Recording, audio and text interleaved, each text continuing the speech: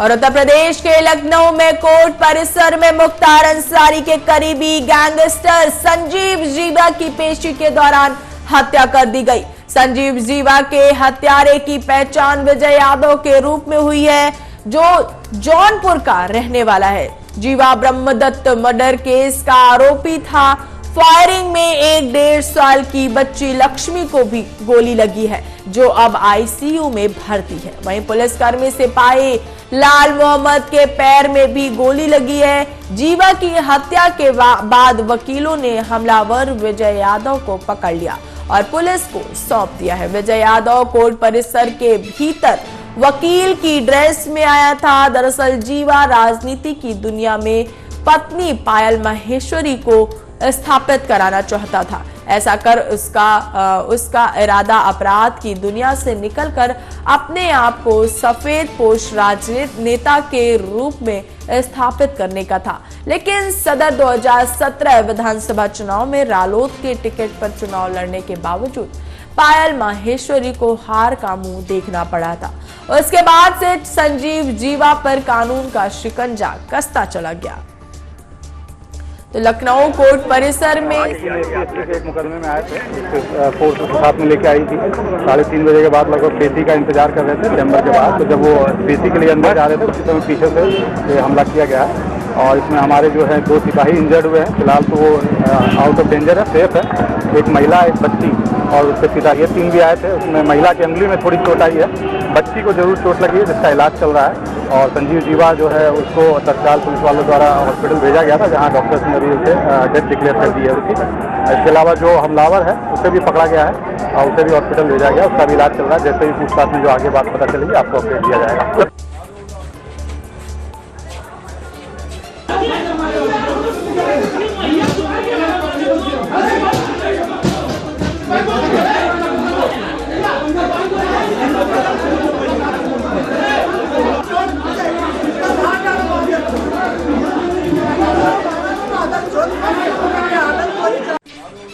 पर तमाम जानकारी के साथ हमारे संवाददाता सीधा हमारे साथ संतोष पांडे जुड़ चुके हैं। संतोष, एक और ऐसी हत्या जो कानून को तोड़ती हुई नजर आई, संजीव जीवा की हत्या, क्या जानकारी है इस पर, क्या अपडेट है संतोष?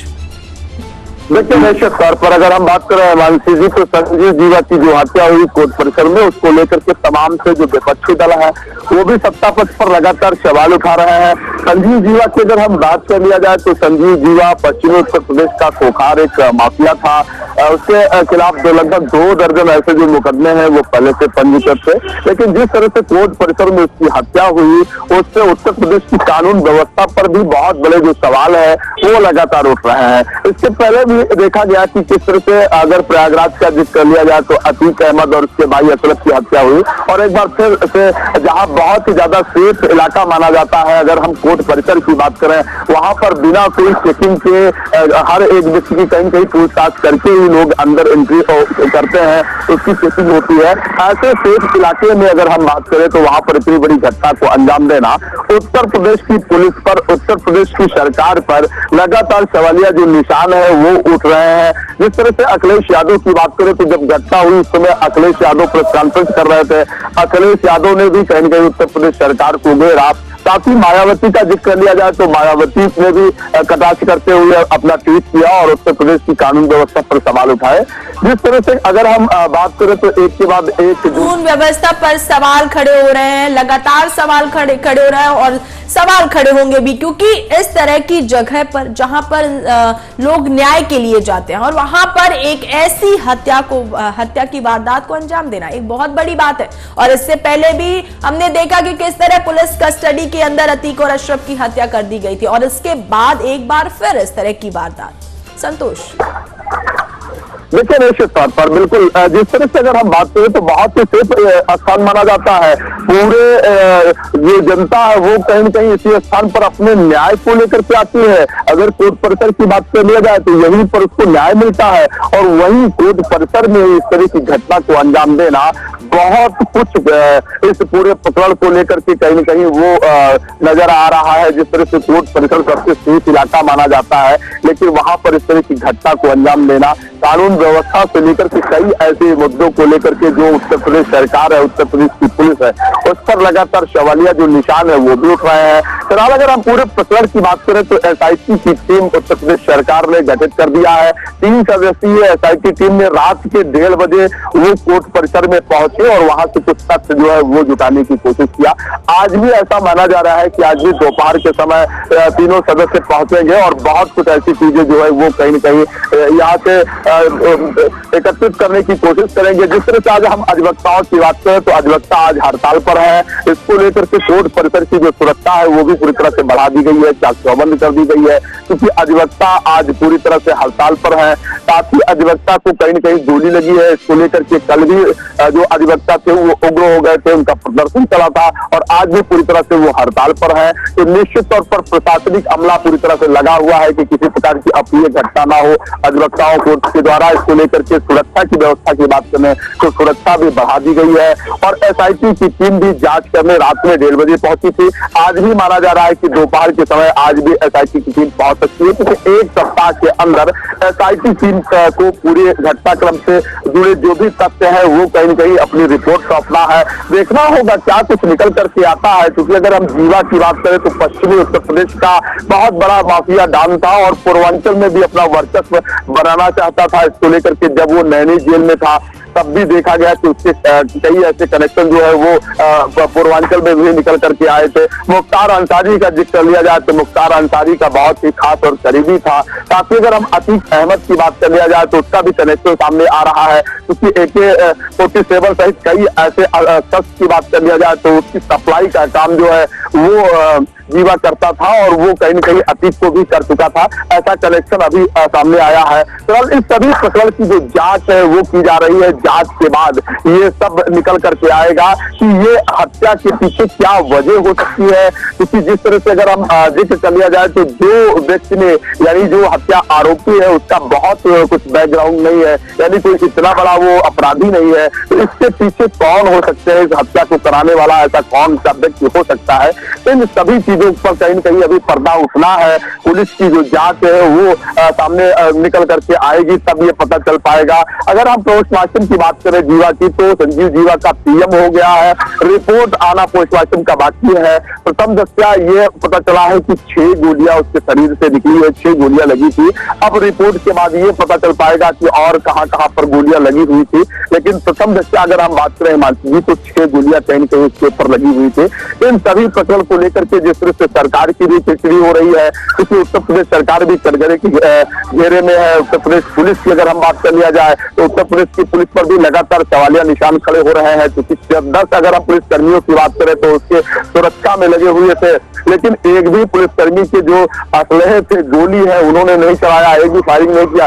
खुद अपने आप से वो बचते नजर आए थे। वहां पर जो अगर हम बात करें शस्त्रजीतों की माने तो वहां जो अधिवक्ता थे उन्होंने दौड़ करके जो है जब फायरिंग कर रहा था तो जब उसके गोली खत्म हो गई तो जो वहां पर अधिवक्ता थे उन्होंने दौड़ करके पकड़ा है। तो ऐसे में उत्तर प्रदेश की पुलिस पर लगातार जो सवालिया निशान है वो पहले भी उठते रहे हैं। जब अतीक और उसके भाई अशरफ की हत्या हुई एक बार फिर उत्तर प्रदेश की सरकार पर, उत्तर प्रदेश की पुलिस पर सवालिया निशान लगातार उठ रहे हैं। अखिलेश यादव का जिक्र कर लिया जाए तो उन्होंने कहीं न कहीं कटाक्ष करते हुए उत्तर प्रदेश सरकार को फेलियर बताया है। मायावती ने ट्वीट करके जिस तरह से कहीं न कहीं उत्तर प्रदेश सरकार की कानून व्यवस्था को लेकर के बहुत बड़ा सवाल किया है। तो जिस तरह से अगर हम लाइन ऑर्डर की बात करें तो उत्तर प्रदेश सरकार लाइन ऑर्डर को मेंटेन करने में ही अव्वल मानी जाती है। उत्तर प्रदेश सरकार बहुत बड़े वादे करते हैं। 2022 का चुनाव याद होगा, लगातार उत्तर प्रदेश की सरकार पर सवालिया निशाने खड़े हो रहे हैं और जिस तरह से सीएम योगी आदित्यनाथ ने भी इस पूरे मामले की जांच पूरी करने के लिए 7 दिन का समय दिया है, लेकिन क्या लग रहा है 7 दिन में मामले का कोई खुलासा? क्योंकि हमने इससे पहले भी देखा कि जो अतीक अशरफ की हत्या का मामला था उसका आज तक पूरी तरह से खुलासा नहीं हो पाया है, इतने लंबे समय होने के बावजूद भी। तो क्या लग रहा है 7 दिन में खुलासा हो पाएगा कि आखिर ये इस हत्या की वजह क्या थी? हालांकि आरोपी पकड़ा गया है, लेकिन वजह क्या थी इस हत्या का? 7 दिन के अंदर इसका खुलासा हो पाएगा? संतोष, देखिए हिमांशु जी, बिल्कुल ये समझना होगा, जानना भी होगा किस तरह से उत्तर प्रदेश की पुलिस या एसआईटी टीम जिसको जांच मिली है, जो कि बहुत ही जिम्मेदार अधिकारी है। अगर हम आईजी रेंज की बात करें तो आईजी स्तर के अधिकारी इसमें लगाए गए हैं, पूरे प्रकरण की जांच करेंगे। लेकिन सवाल यही बरकरार है कि क्या 7 दिनों में इस पूरे प्रकरण की जांच हो पाएगी, क्योंकि अतीक और उसके भाई अगर हम अशरफ की बात कर लिया जाए तो उसके हत्या को लगभग 2 महीने का 54 दिन का जो वक्त है वो बीत चुका है।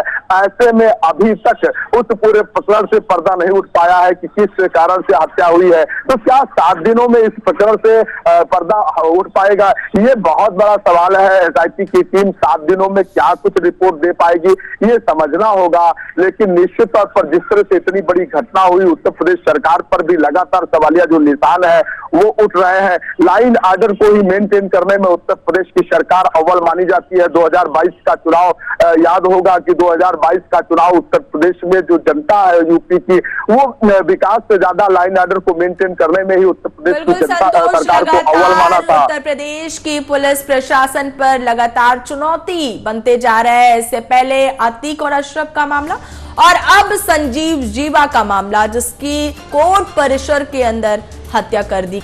उत्तर प्रदेश की राजधानी लखनऊ में 7 जून को सिविल कोर्ट में संजीव जीवा की गोली मारकर हत्या कर दी गई। हत्या के आरोप में जौनपुर के रहने वाले विजय यादव को गिरफ्तार किया गया है। वहीं वारदात के बाद UP special DG law and order Prashant Kumar ने घटना स्थल का दौरा किया है। उन्होंने कहा कि डीजीपी ने आदेश दिए हैं कि कोर्ट की सुरक्षा के लिए उच्च न्यायालय की तरफ से जो निर्देश दिए गए हैं उनका परीक्षण कर उसको कड़ाई से लागू किया जाए। इसके लिए सभी पुलिस कमिश्नरेट जोन के मुख्य और जिला के अधिकारियों को निर्देश दिए गए हैं। उन्होंने वारदात की जानकारी देते हुए कहा कि जैसे संजीव जीवा के बीच कोर्ट में प्रवेश करने का प्रयास किया, वैसे ही वकील के वेश में एक व्यक्ति ने उस पर फायरिंग कर दी। उस फायरिंग के दौरान संजीव जीवा घायल हुआ। 2 पुलिस कांस्टेबल, 1 महिला और उसके साथ आई उसकी 1.5 वर्षीय बच्ची घायल हो गई। संजीव जीवा का उपचार के दौरान मृत्यु हो गई। पुलिस कांस्टेबल महिला और उसकी बच्ची की हालत अभी बेहद गंभीर बताई जा रही है। तो कोर्ट जो कि इन चीजों को देखेगी कि जो व्यवस्था माननीय उच्च न्यायालय के आदेश से सभी कोर्ट की सुरक्षाओं के संबंध में दिए गए हैं, उसमें क्या लापरवाही हुई है तथा जो मैन पावर या जो उपकरण लगे थे उसमें क्या कमी थी। जो स्थानीय स्तर पे जो एसओपी बनी थी, किस तरह से यहाँ कोर्ट परिसर में आने जाने वाले व्यक्तियों की चेकिंग की जाएगी, उसमें कितना अनुपालन हुआ या नहीं हुआ, इस संबंध में विस्तृत आख्या कमेटी के द्वारा शासन में प्रेषित किया जाएगा। इस कमेटी एसआईटी की अध्यक्षता Mohit Agarwal ADG technical service कर रहे हैं और उनकी सहायता के लिए ज्वाइंट सीपी क्राइम लखनऊ के नीलाब्जा चौधरी तथा आईजी अयोध्या परिषद श्री प्रवीण कुमार भी उस कमेटी में शामिल हैं।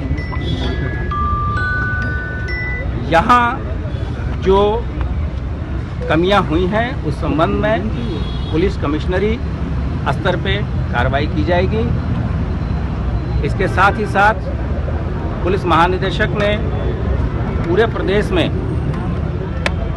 जो कोर्ट और इसी खबर पर लगातार हमारे साथ हमारे संवाददाता संतोष पांडे हमारे साथ सीधा जुड़े हुए हैं। Santosh, special DG law and order Prashant Kumar ने भी इस घटना स्थल का दौरा किया है। उन्होंने भी खास निर्देश दिए हैं इसको लेकर। क्या लग रहा है, क्या जानकारी निकल सकती है, क्या अपडेट आ सकता है, क्या खुलासे हो सकते हैं, आखिर वजह क्या हो सकती है इस पूरे हत्याकांड का? संतोष। देखिए, अगर हम घटनाक्रम की बात करें तो घटनाक्रम के तुरंत बाद जो भी आला अधिकारी थे वो घटनास्थल का निरीक्षण किया। चाहे हम ADG law and order Prashant Kumar की बात कर लिया जाए, चाहे लखनऊ के डीएम की बात कर लिया जाए, चाहे जिस तरह से अगर हम बात कर लिया जाए और भी जो जिम्मेदार अधिकारी थे, वो तुरंत घटनास्थल का निरीक्षण किया और घटना से जुड़े तमाम तरह से तथ्यों के बारे में जानकारी भी किया। साथ ही अगर हम और भी बात कर लिया जाए तो जिस तरह से एसआईटी की टीम गठित होने के बाद में रात 1:30 बजे एसआईटी की टीम ने भी कहीं न कहीं वहां पर पहुंच करके तमाम तरह से तथ्य जो है वो जुटाए हैं। घटना किस कारण हुई, घटना करने की वजह क्या हो सकती है, क्योंकि जो आरोपी पकड़ा गया है इसका बहुत ज्यादा आपराधिक इतिहास नहीं है कि कोई बहुत बड़े गैंग से जुड़ा हुआ हो। अभी तक पुलिस की माने तो एक ही व्यक्ति इस पूरे घटनाक्रम में कहीं न कहीं सम्मिलित था। तो इसके पीछे और कौन इसके आका हो सकते हैं, किसके इशारे पर इतनी बड़ी घटना को अंजाम दिया गया, ये सभी चीजें कहीं न कहीं अभी जांच के बाद पता चल पाएगा जब पूछताछ की जाएगी। पुलिस ने पूछताछ रहे हैं आरोपी से, लेकिन अभी भी इस पूरे प्रकरण का जो खुलासा है वो नहीं हो पाया है, यानी कि कुछ भी बताने से वो अभी इनकार कर रहा है, ऐसा जो सूत्र है वो बता रहे हैं। फिलहाल देखना होगा कि पुलिस क्या कुछ उससे कबूलनामा में वो अपने कबूलनामा में पुलिस को क्या कुछ खुलासा करता है, ये समझने वाली बात होगी। लेकिन निश्चित तौर पर जो घटना हुई वो उत्तर प्रदेश पुलिस पर लगातार जो सवालिया निशान है वो खड़े कर रहे हैं। चाहे अतीक और अशरफ की हत्या का हम जिक्र कर रहे हैं, साफ तौर पर कहा जा सकता है कि पहले ही उत्तर प्रदेश पुलिस की चुनौती खत्म नहीं हुई थी और अब एक और मामला जिससे लगातार उत्तर प्रदेश पुलिस प्रशासन की चुनौतियां बढ़ती जा रही हैं और लगातार सवालिया निशाने खड़े हो रहे हैं। फिलहाल के लिए बस इतना ही। देश और दुनिया की तमाम खबरों के लिए देखते रहिए टीवी 100।